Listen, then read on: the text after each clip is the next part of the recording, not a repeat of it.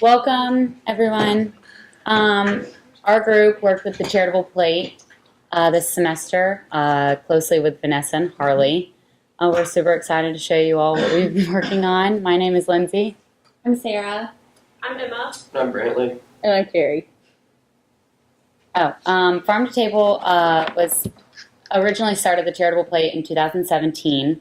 And the Charitable Plate's goal is to shepherd the Midlands community by providing scholarship funds through the advancement and growth of future chefs, farmers, and entrepreneurs.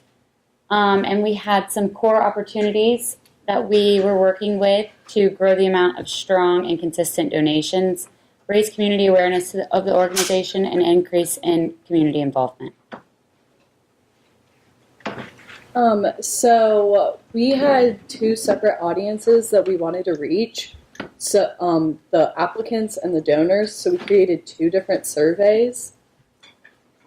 And so we learned a lot about the donors, more that sort of about their spending patterns when donating. They're like way more likely to donate locally than any other scale, which is good because it's a local nonprofit. And then we learned about what social media networks they use the most, mostly Facebook and Instagram. So we incorporated that into our campaign. And with the applicants, we learned that really high majority of them have never heard of the Charitable Plate. And since this is an awareness campaign, we really focused on that aspect. And but the good thing was that they were more likely, or neutral, but towards more likely to learn more about it after they had taken the survey. And so we thought that incorporating this aspect of awareness would be good for applicants. So once we got to the planning stage early on in our campaign, it's pretty obvious that not many people had heard about the Charitable Plate because it is a nonprofit that was branched off of Farm to Table. So we came to the conclusion that our campaign was probably going to revolve around raising awareness for the Charitable Plate. So we came up with the campaign goal to raise awareness of the Charitable Plate, to gain more donors and advocates, and to increase the success of the nonprofit as a whole. And by carrying that out, we came up with 3 main objectives: increasing engagement on social media by 20%, securing 8 new applicants, 5 in the food and beverage industry, 2 in the agriculture, and 1 entrepreneur, and then also securing $500 in contributions from new donors. And the strategies that we use to implement these tactics were working through local employers to educate potential applicants, educate a larger audience through social media, interacting with food and beverage associations, and informing agriculture community about the availability of applications.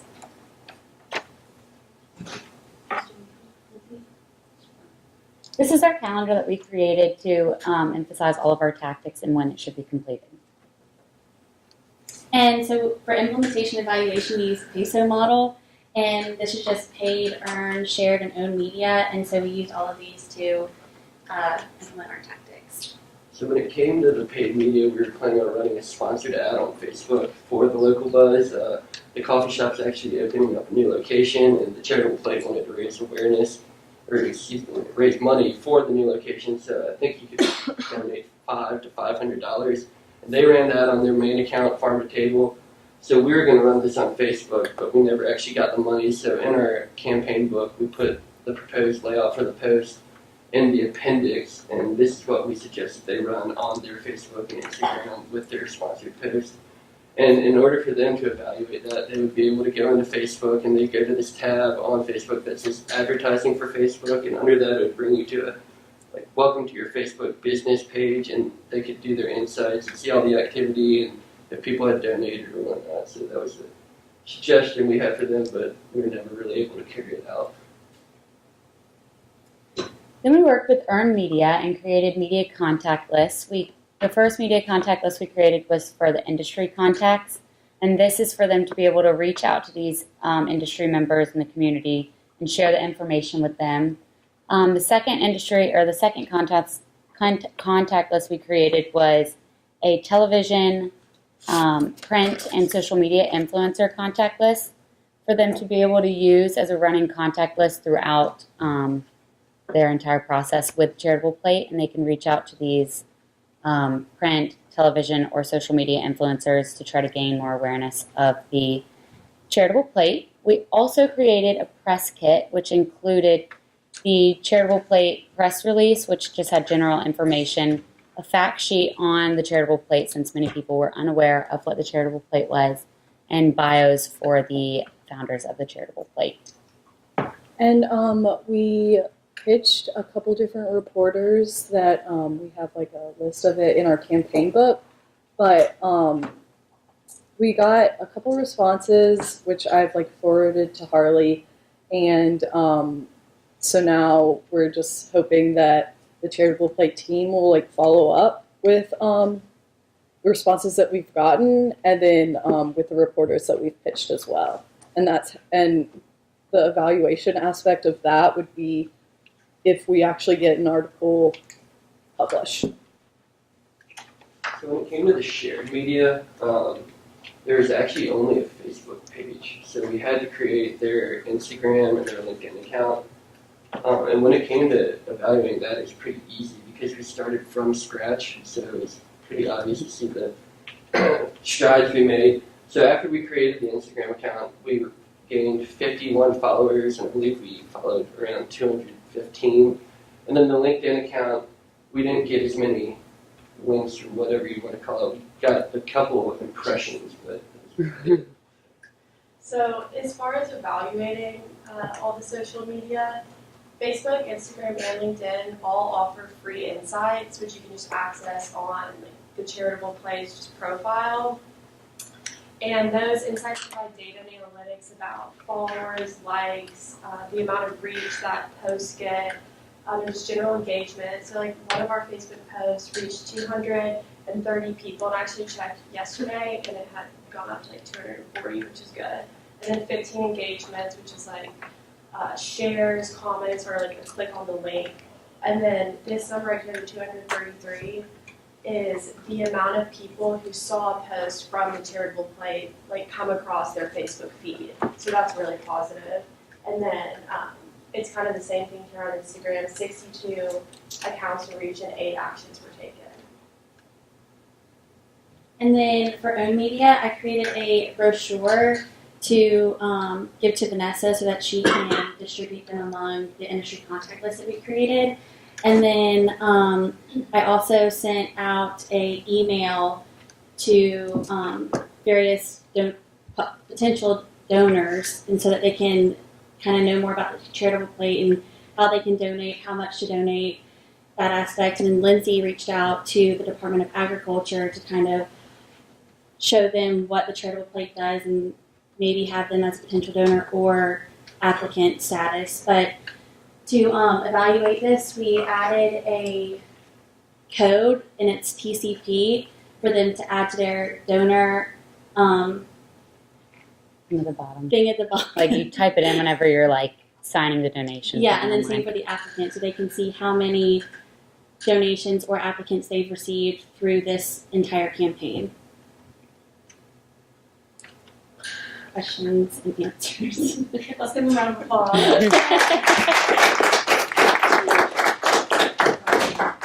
So, what is your best advice for the client in terms of their next steps of how to make use of the materials that you've developed for them?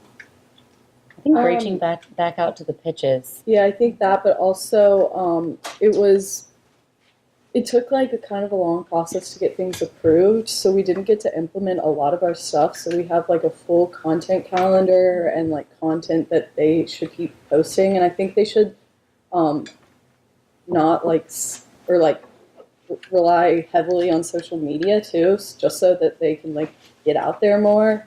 And then using the Brochure. sponsored posts and stuff, and also the brochure is like really good because you can just put that In a local business. or yeah, and you something. can put it in the back, like where like an employee room or anything sort of like that too. So it's not just about getting donations; it's also about getting applicants too.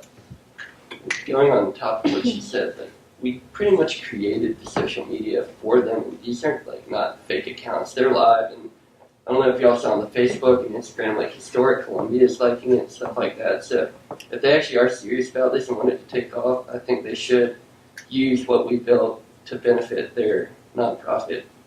Which is my opinion. But Because by the time we got the content calendar approved, we were only able to post like 2. So I think it would be really beneficial for them if they were to just carry it out.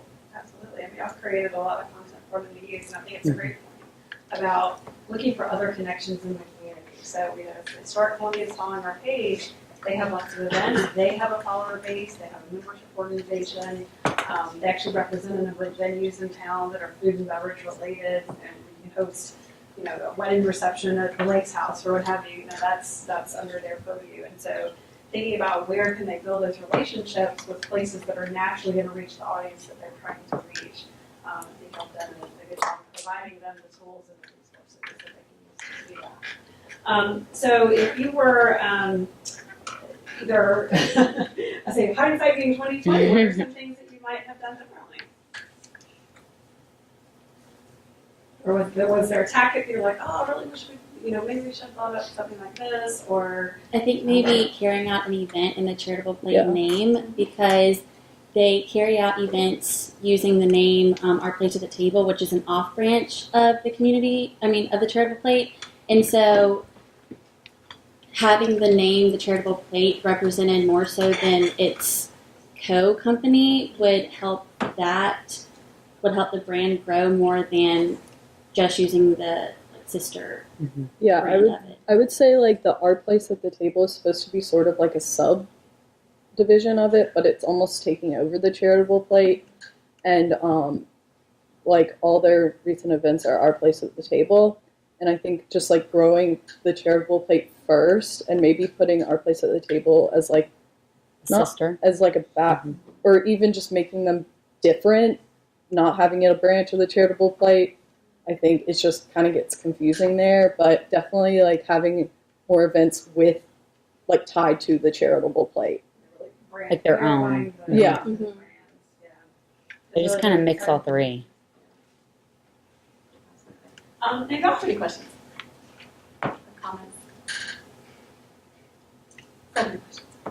Did you hand fold somebody put the brochure? Sarah did. Yeah. It took a lot of time, yeah. Because it's like, you gotta be really, whatever. There's no dotted That's line. right, it looked good. Yeah, there's no dotted line, so I just kind of had to, Yeah. That's when public relations we call other duties as assigned. Yeah. So Kendall and Amber. Do clients see these videos? Yes. I was just when creating the social media, how did you all go about deciding like who to follow or who wanted to follow you, trying to get the content out to kind of target? Did you try to target certain?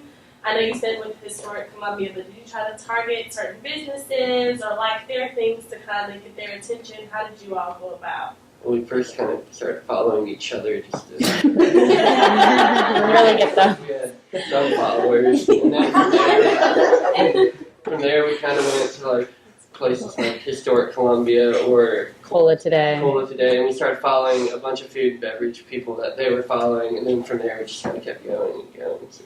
And they have like on their website a list of their achievements. I don't know why I just did that. And so they have like the James Beard Foundation and like a bunch of foundational ones That they've So- already that they've helped. already helped. So like following them and stuff also would like help.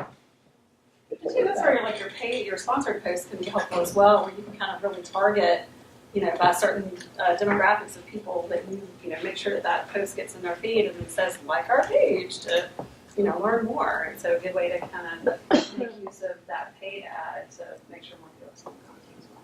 Like when you go and boost an ad on Facebook, you can actually like specifically say people in a 50-mile radius of Columbia, like ages 18 to 64, and you can actually go in and put like interests, like job title in the food and beverage, or like one of their likes on their Facebook page is like nonprofits. So if they went in and did that, they could really pinpoint the specific audiences. All right, well, thank you guys. And if you